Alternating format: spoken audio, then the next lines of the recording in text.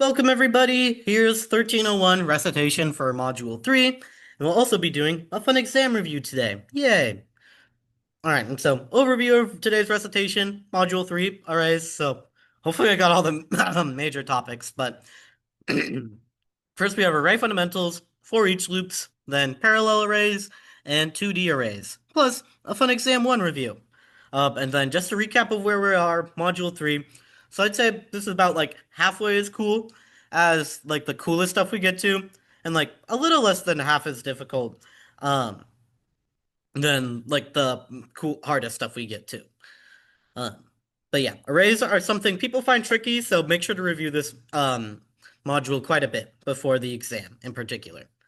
And we'll be using them a lot throughout the course, so you're never going to stop using arrays in 1301.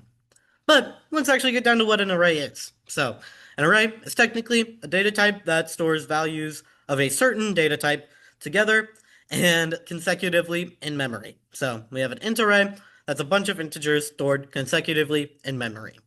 And like a little more conceptually, help you understand, it's a bunch of variables stored together in cubbies. So you could think of like a bunch of cubbies right next to each other. And those are containers that can store values that are all of the same type and related to one another. Or you could think of it as like a bunch of boxes, like right next to each other, all storing something related.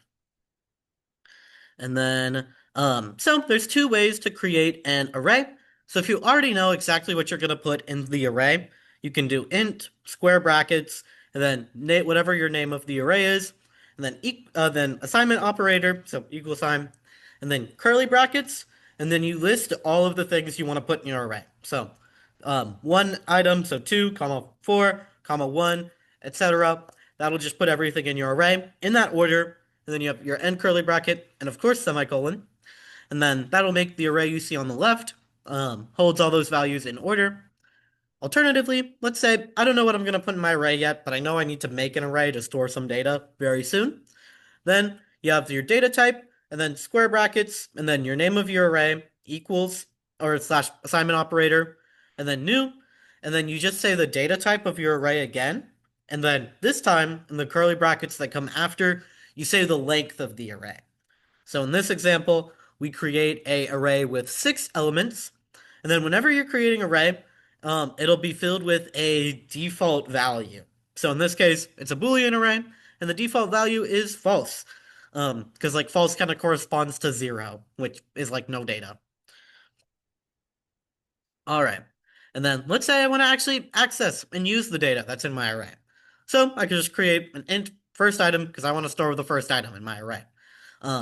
Then I would access, let's go say the name of my array, and then in these square brackets, I put the index that I want to access. And in Java and most programming languages, it's going to be 0 indexed. Programmers are weird. And so the first index in my array is 0. So I have to use 0 to access the first index item in my array, which is 2. So yeah, that first item would be equal to 2 in that example. And then let's say I wanted to ask the user what index I want to use in this Boolean array. So I'll make an int desired index, and it'll be in.nextInt. The user will enter whatever index they want to use. And then my Boolean outcome will be equal to my array, and then square brackets desired index. So it'll get us the index, and that's just whatever number the user input. And then also one note about how we say this, just to make it like a little easier, we would say my array sub desired index. And that just means you're getting the value at desired index in my array. Just a fun trick. Similarly, in this first example, it would be my array sub 0 to get the 0th index in the array. Cool stuff. All right, and then just some essentials about arrays. Again, they use 0-based indexing. So first element is at index 0, second is at index 1, etc. And then all arrays have a default type. So int it's 0, boolean it's false, double it's 0.0, and then string and any like object or reference type, basically anything other than a primitive variable, is going to be null, which basically means no data. You'll learn more about that probably module 7 is when you start actually learning about null. And then arrays can also tell you your length. So whatever the name of your array is, you just do array name dot length, and that will just return to you the value of your array's length, which very convenient. Then we can know how long any array is. The last index of any array can always be found using array name dot length and then -1. And that's because we start at the 0th index, so 0 until the length -1. Additionally, your array length can never be changed in Java and a lot of other programming languages. So, if you wanted an array with like one more element, you'd have to make a whole new array and copy all the values from your previous array into your new array. A little inconvenient, but that's how it works. And then if you try to access an invalid index, you'll get an index out of bounds exception. Basically, Java being like, this isn't part of your array. Why are you trying to index it? And it'll just be an error. It'll break your code. You won't be able to run the rest of it. So in like the previous slide, that example might not be the best code because you're not checking whether desired index is actually a valid index in your array. And so it could give you an index out of bounds error. So you can think on your own how you might modify this code in order to not give you a potential and in order to not have the potential for an index out of bounds error. Good practice for on your own. And then, why do we actually want to use arrays? Well, we often want to store collections of similar values. So, let's say we're making a game, position of characters in a game, like colors used in like some simulation, or positions in like the simulation, whether a bunch of candidates are qualified, something like that, or like candidates' names, anything you want that's like related to each item is related to one another. And we also often want to do tasks that involve everything in the array. So, say we want to sum or like take the minimum of an array. Then it's more convenient to have everything associated with the same variable name than have like a bunch of different variables that we're trying to use. It just makes actually writing the code a lot easier if we're like taking like say some statistic of the whole array. Or we might want to like update each item in a certain way. Find the like or like search the array to find, say, the shortest item, or like the longest item, something like that. Or like storing pixels to draw. Anything like that. And of course, once you master arrays, they'll become very powerful tools for data manipulation. You'll use them for the rest of your programming career. Trust me. Alright, so now let's say we want to print arrays. So let's say I write the following code. It's just a array, int array of numbers, 1, 2, 3, 4. Not the most interesting array, sorry. And then I tried to system.out.println nums. And like I've done this too the first time I was learning to code. This like makes sense since usually, let's say I had int x equals 0. If I just did system.out.println, it would print the value in x, which is 0. But if we try to print out the name of an array, it'll look something like this address right here, which that's the address of the array, in this case nums, and that's the location the array is stored at in your computer's memory. So technically, like nums, actually like just nums tells you where the data is stored in your computer's memory. You have to actually use indexes to get the data that's like within that location in memory. So when you're doing like nums sub 2, your computer goes to that address, finds the value that is in index 2, and then provides you with that value. So to actually print all of the values in your array, you have to iterate through each array index and print each index individually. So let's go to the next slide. Um, Here's like the general format. Int array, there's 20 values in it, and then let's say there is some code to fill the array with some values. It doesn't really matter what those values are. This is just showing you like a general format to print it. So we start at 0 because all arrays start at 0, and I continues until I continues as long as it is less than the array length. And then I is incremented by 1 each time.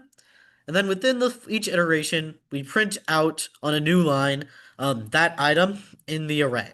So we start with array sub 0, array sub 1, etc. Print each item on a new line. And so things to note, this loop's bounds will work regardless of the size of the array. So any array this would work with. Because index is always an integer, and the indices always go from 0 to array length -1. So this will work for anything. You won't get an index out of bounds exception. I mean, as long as you use like I correctly within the for loop. And then here's another example of iterating through arrays. So think to yourself, what is this code doing? Why does it work? And like, just take the full 2 minutes to think about it. Even if you're not sure what your answer is, once like you're done thinking through it, go ahead and unpause the video and check your work. So, pause in 3, 2, 1. Hopefully it's time to pause. Now we'll just go through what this code does. So, we create a integer array, and there's 20 values in our array. Nice. And so we have our for loop. I starts at 0, goes as long as I is less than the array length, and increments each time. So, and then we set array at index I equal to, well, we generate a random number. And this random number will be between 0 and 99. And that's because so math.random just by itself generates a number from 0 to zero point 0.9 repeating. It doesn't include 1. Very important. And then it'll multiply that by 100. So then we'll have values from 0 to 99.9 repeating. But we're typecasting all that into an integer. And so integer, what that does, it'll just truncate the decimal point, so completely cut it off, ignore it. And that'll just give us 0 to 99. Perfect. And that'll be stored, and then like a new random number will be generated and stored into each index of the array. Then we initialize this variable count to be 0, and a new array, same deal as the first array, just iterating through all the values. And then within this array, we have an if statement that checks if the array at that certain index is greater than 50. And if so, it increases count by 1. So overall, what the second array is doing, it's just counting how many randomly generated values happen to be greater than 50. So hopefully fairly straightforward. And I guess one thing I'll point out about this example, we use I as like the counter variable for both of these arrays. And that's completely, or for both of these for loops, and that's completely okay. We can use I for both of them since within each for loop, I only exists inside the for loop scope. Um, and so like I is destroyed after this curly bracket at the end for each for loop. So we can use the same like counter variable for each for loop. But like if it was a nested for loop, we couldn't do that. And now you might be wondering, well, is there a better way we could do that? And there is a better way. We could print every value in the array. So we have something called a for each loop, which is just a more elegant way of iterating through arrays, um, arguably more common, as long as you aren't changing the data in your array. So the reason we like for each loops, it helps you avoid mistakes from resulting from misusing indices. Like let's say in the previous example, you accidentally put in these brackets I plus 1. Then at the very last iteration, it would be going beyond the array length, and you get an exception. So it helps avoid mistakes like that from misusing indices, and it's just easier to read, understand, and write for you and other people. Um, and then it works for any type of array, or when we get to the very end of the course, we'll talk about lists, sets. Technically, you can use maps. You just have to do a little bit something special, but don't worry about that till Module 9. Um, but it doesn't work if you're changing, also called mutating, the array's values. So let's say I have a string array that stores the name of all the planets, excluding Pluto. Then to make a for each loop, I'd have for, and then in parentheses, string, planet, colon, planets. And how I'd actually read that, I'd say for each string called planet in the array planets. And again, what that does is it just takes each of these individual values in planets, and then it'll like iterate through them. But and again, you don't have to worry about indices. And you can just use this new variable planet to represent a given value in the array. And so I say system.out.println planet, that would just print each string in the array in order. So very convenient. The only thing that's a bit of a downside is that it doesn't work if you're changing or like also called mutating the array's values, and that's because you don't have access to the index. And so anytime you're actually changing a value within an array, you have to do the name of the array, and then um, like in square brackets the index and then equals whatever thing you're trying to assign the array to. You can't do like planet equals high. That just wouldn't work. Because planet, it's just a temporary variable. It won't exist after this for loop is completed. And it's not like actually associated with the address information is stored in your array. And I will say, I don't think you're ever going to be required to write a for each loop in this course. I think you should because it's convenient. But I don't think you'll be required to write one. You will almost certainly be required to read one and know what it's doing, though. So make sure you study for each loops. And then here's just some like ideas for practice problems for iterating through arrays. Just some fun exercises to try on your own. Pretty simple, just to give you a like handle on how to use arrays. So feel free to like I don't know, take a screenshot so that you can try these on your own later. Or these are obviously also in the slides, so you can just go back to the slides later and try these out. Cool. And then last thing I'll cover, Abby will take over the rest, but we're going to talk about parallel arrays now. Um, so parallel arrays, we might want to store multiple pieces of information about each item. So let's say we're talking about a bunch of students and we want to store their name and majors. Well, we can't put both of those things in the same array, but we can make two arrays and each index will be associated with one student. So we have our this, which is what we do in this example. So we have our string of names. The first name is Abby at index 0, right? And then at index 0 in the string of majors, that's computer science. Abby's major. Awesome. And then same for me. I'm at index 1, Dorian, and then in names, and then in index 1 in majors, anthropology. Exactly. So yeah, each index associated with like the same person or like same unit of information in our list. This is particularly useful if like you have different data types, since you can't store like strings and integers in the same array. But you could, like say you were trying to store people's student IDs. I'm not telling you my student ID, but I could have one array of like all our names and an int that's a string array, and one array of all our IDs, and that's an integer array. So it lets you associate two different pieces of information, potentially of different data types, with one another. Just remember that you use the same index for like each corresponding piece of information. Cool. Okay, next we're going to get into 2D arrays, which is going to end up being a pretty important concept for this course. So starting on this slide, we have an example of the types of arrays that we've seen so far. This is an integer array of length 4, and right now it just has all zeros in it. Next, this is an example of a 2D integer array. So when we say 2D array, we call it a 2D array because we use it to represent grids, and we visualize it as a grid. But in reality, what a 2D array actually is an array of arrays. So this example, my array, is a 2D integer array with 4 rows and 3 columns. But what this actually means is it's 4 arrays. It's an array of 4 subarrays. So with this picture, that's how you can kind of visualize it, is there are 4 arrays here, and in each of these 4 spots is another array with 3 spots. So I know that's kind of confusing, so I'm going to give a couple different ways to kind of visualize this. So when we have these 4 subarrays, what this is used to represent is a grid like you can see here in the upper right corner.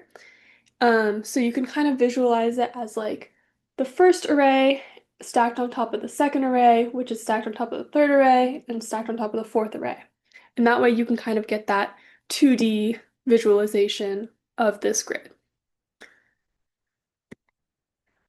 So kind of thinking through how you would index this, remember that arrays are 0 indexed. So in this example, if you're trying to find my array 1, 2, that's going to be row 1, but since it's 0 index, that's going to be this orange row, and then column 2, and again, since it's 0 index, this is going to be that last box of the orange row. So with this kind of indexing, you can see that um, the value at position 1, 2 would be the value 9 here, or the third column of that orange row. So why would we want to use 2D arrays? Because it seems kind of confusing and it seems hard to get. Well, we often want to store information um, in a two-dimensional way. So this can be used to represent like graphs and images, or oftentimes game boards, um, monthly budgets. So that's something that you might kind of see in a graph. And then like a seating chart. A seating chart might be represented as um, a grid. And so here's another graphic that you can kind of use to conceptualize the indexing of a 2D array. And this is from Geeks for Geeks. So thinking about how to initialize a 2D array, we saw different ways to initialize a 1D array earlier. So here's another way that you can initialize it. And this would be kind of um, spelling out at the beginning what the values are going to be at each position. So this initialization would result in the 2D array that you can see in this table. So just to recap some stuff about arrays, there's two ways to create a 2D array. Number one would be like this population example, where you say new int array with 4 and 3. And so what that 4 and 3 represent is 4 rows, 3 columns. And that's kind of setting the size ahead of time. And then this second example, uninitialized, that's the name of this string array. What you'd be doing here is just declaring that you are going to have a 2D array, but without setting the size or anything like that yet. So with that, he would just have reserved that name, that spot, um, but you wouldn't have set the size yet, and so you would need to set the size at some point before actually using this 2D array. This is because, again, array sizes cannot be changed after you've set them, so they do need to be set at some point. And then moving on, um, indices of 2D arrays go row first and then column. So this is something that I know can get a little bit tricky and a little bit confusing because it can be a little bit more abstract and hard to remember. But 2D arrays are arrays of arrays. That's kind of another way that you can remember that rows go first and then column. And then lastly, when thinking about how to get the size of a 2D array, since this is an array of arrays, to get the row size, you could just do population.length or your array name.length, and that would be the number of rows or the number of subarrays. And then to get the column size, you could do the length of any of those subarrays. So in this example, it's population 0.length, and so that would be the length of the first array. But then again, the length of all the subarrays will be the same. So if you wanted, you could say population 1.length, and it would get you the same information. So then thinking about how to iterate through these 2D arrays, since we have 2 dimensions now, we need 2 for loops. One loop will track the row indices and the other one will track the column indices. So here's an example where we have the int r representing the row number. And so that's looping through each row, the same way that we've looped through arrays in the past. And then within that, we have a second for loop, which uses the variable c for column.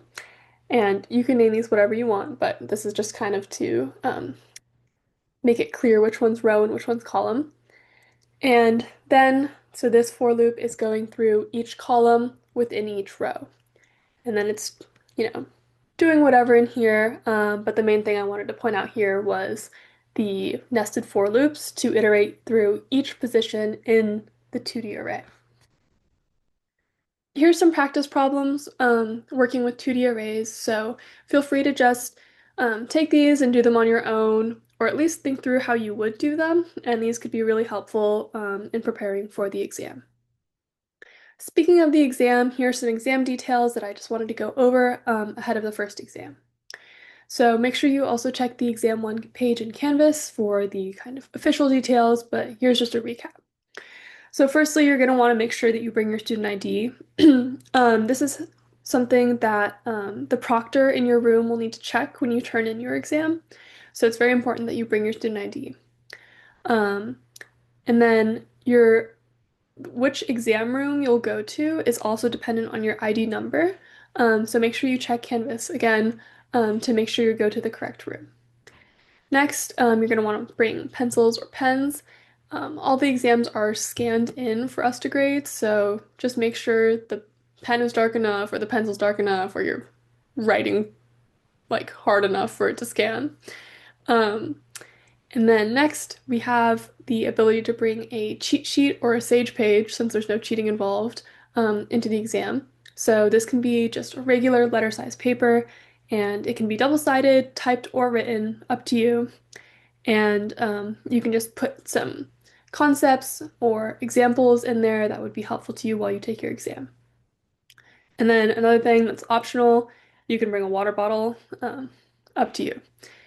Everything else is going to be at the front of the room. So when you walk into the exam room, likely there will be a bunch of backpacks at the front. So just dump all the rest of your stuff at the front and you can get it at the end. Make sure that your devices, so your phone, smartwatches, iPads, whatever, are silenced or completely turned off, preferably completely turned off. Make sure any alarms are turned off, everything like that. And then when you finish your exam, like I mentioned, you'll turn it into the proctor, which will be one of your TAs, and you'll show your student ID, and the TA will just check the student ID, check the name on your exam, and then you'll be good to go. So that's why it's very important that you bring your ID. So next I'm just going to go over some concepts that may be on the exam. So we started off the course with variables and data types. So this could be like ints versus doubles, um, or assigning a value to a variable, stuff like that. And then next would be compound assignment operators. So what this means is saying, for example, x plus equals 2 or x plus plus. So these kind of, compound assignment operators. Next, we have casting. So that's just casting a variable from one type to another. And then we have Boolean expressions. Um, so just like x is less than y, and that would have a Boolean value, true or false.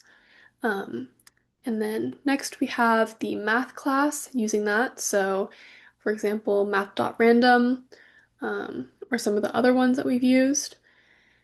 And then next, we have if statements, else statements, and else if statements. I think these three kind of all go together, but using those conditionals, using different conditions in those if statements, that's going to be an important concept. And then next, we have compound Boolean expressions. So this would be like using the and the or. So that double and sign or like the double line to combine Boolean expressions into one statement in like an if statement or a while statement or something like that. While loop, I mean. Speaking of while loops, the next topic would be while loops and for loops. So how to use each one, when to use a while loop versus a for loop. Remember that a while loop would be while a condition is met or until a condition is met, whereas a for loop would be for a defined number of times. So that's a good difference to make sure you're familiar with. And then next we have loops and strings. Um, and then we have nested for loops, how to create and access arrays, looping through arrays, for each loops, 2D arrays, and iterating through 2D arrays. So these are all concepts that were covered in this YouTube video. So if you need to review those, you can just rewind. So yeah, I would use this as a bit of a checklist for your studying. If there's anything that, as you're watching this, you realize that you're maybe not as familiar with, I think that's a great starting point for studying. And we have a lot of exercises that are posted that will help you a lot to practice these concepts. I also really recommend um, working through the assignments. I know that they don't need to be turned in for a grade, but I think they're really useful for getting familiar with these concepts. And I guess I got a bit ahead of myself, but so, like I was saying, our recommended ways to study, complete the assignments. They're really important. They really go over the important concepts. And then look over your previous assignments, studios, and code. If there's anything that you didn't finish on the studio or you finished but maybe didn't completely understand, that would be a great thing to go over. And you're always welcome to come to office hours and ask a TA to explain something to you or help you wrap it up, anything like that. Um, the next way that we recommend studying is like a vocab brainstorm. So, just thinking about all of the vocab, kind of maybe some of the concepts that I just covered in the last slide, um, and all of those terms and definitions that you've learned, and then making sure that you can define them and checking those definitions and understanding those concepts in the broader scope of this course. And then lastly, like I mentioned before, we have exam practice questions and exercises on Canvas. And I think these are really helpful. And again, if you're working through them and you get stuck, feel free to come to office hours and we can have a TA help you out and help go through them with you. Okay, so that was kind of the exam material. And now looking ahead to this week and next week. This week, this Studio 3, it's the Sieve of Eratosthenes. Um, this is kind of a tricky studio. Just it's a lot to conceptualize. It's gonna be one where I think like drawing it out on the whiteboard is gonna help, or like making some kind of picture. So I don't want to scare you at all, but just make sure you know the material coming into this one because it can be a little bit more tricky. And then assignment two is expected on Wednesday. Again, this is not something that you're turning in, but we hope and expect that you've done it by Wednesday. And then next week, Professor Shook will be doing an exam review, and that will be during Monday's lecture. And quiz three will also be during this lecture, so make sure you go. And then studio next week will be basically an additional office hours session. So it'll be a good chance to review, ask TAs any questions, and just prep for the exam. And that is also the day that we'll expect you to have done assignment three. And again, no need to turn it in, but we expect it. And then Thursday, September 25th is your exam, and that is 6:30 p.m. to 8:30 p.m. Again, check Canvas for which room you're going to and make sure you go to the correct room. Because of the exam, we won't have a recitation posted next Tuesday, just because we won't have any new content to go over. But we'll resume recitations the following Tuesday, so look forward to that. All right, thank you so much for watching. Good luck on the exam. You guys are gonna kill it.